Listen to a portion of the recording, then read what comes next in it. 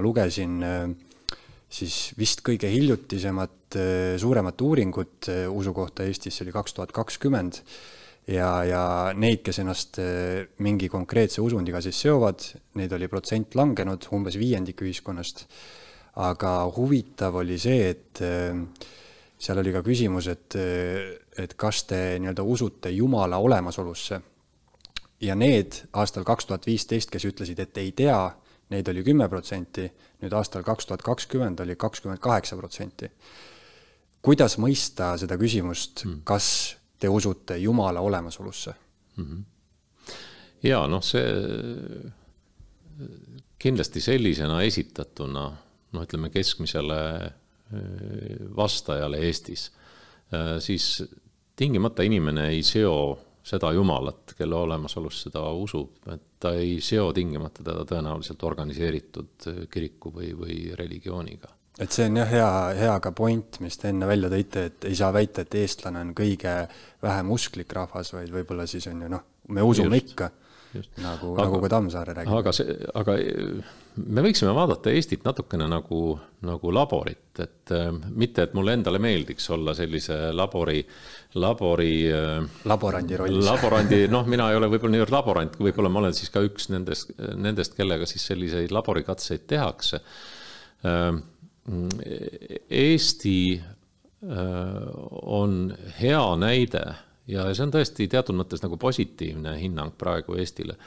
Meie usuvabadus on tegelikult nagu olnud viimasel paarikümnel aastal päris selline radikaalne positiivses mõttes, et see on nagu olnud täiesti totaalselt vaba.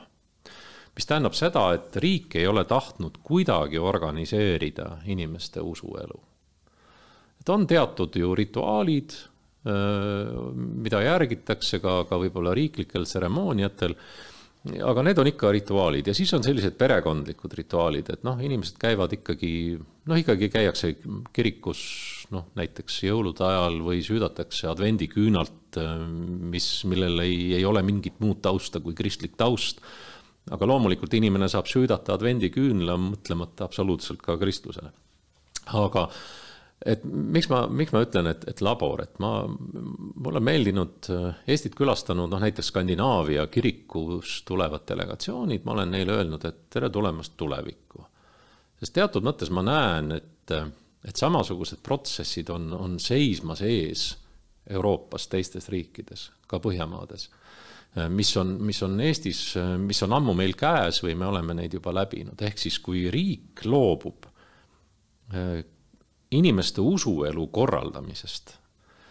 Ja minu meelest ta on nagu loobunud isegi natuke liiga palju. Mulle väga meeldiks, kui Eesti koolides rohkem jagataks teadmisi usuga seoses ja mitte üldse ristiusuga ainult, vaid mul on tunne, et meie inimesed globaalses maailmas orienteeruksid paremini, kui neil oleksid paremad teadmised, mis tahes maailmas levinud religioonidest või enim levinud religioonidest. Et kui me läheme Taisse puhkama ja külastan seal pagoode ja templeid, et ma tean, mis see budism on. Aga hea küll, Eesti ei ole läinud seda teed. Meil ei ole koolides organiseeritud usundiõpetust sellisel kujul, nagu minu meelest võiks olla. Aga hea küll, ma siis võiks praegu korraks nagu astuda kõrvale ja vaadata, kuhu see laborikatse meid viinud on. Ja minu meelest on see laborikatse meid viinud teatud mõttes sellisesse seisu, kus teadlased lasevad teatud protsessidel labori tingimustes minna nüüd nii-öelda loomulikku teed, et vaadata, kuhu see asi välja jõuab. Sest kui me nüüd vaatame ülejäänud maailma, siis leida teist sellist riiki või teist sellist rahvakildu,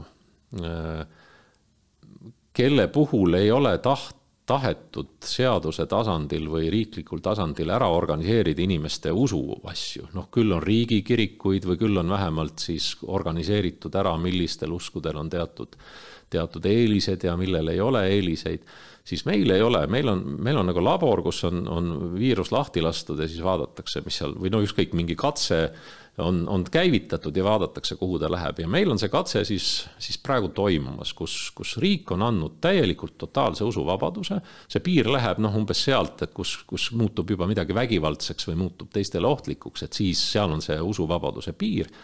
Aga kuni selle piirini on kõik nagu hästi vaba. Eesti Esu.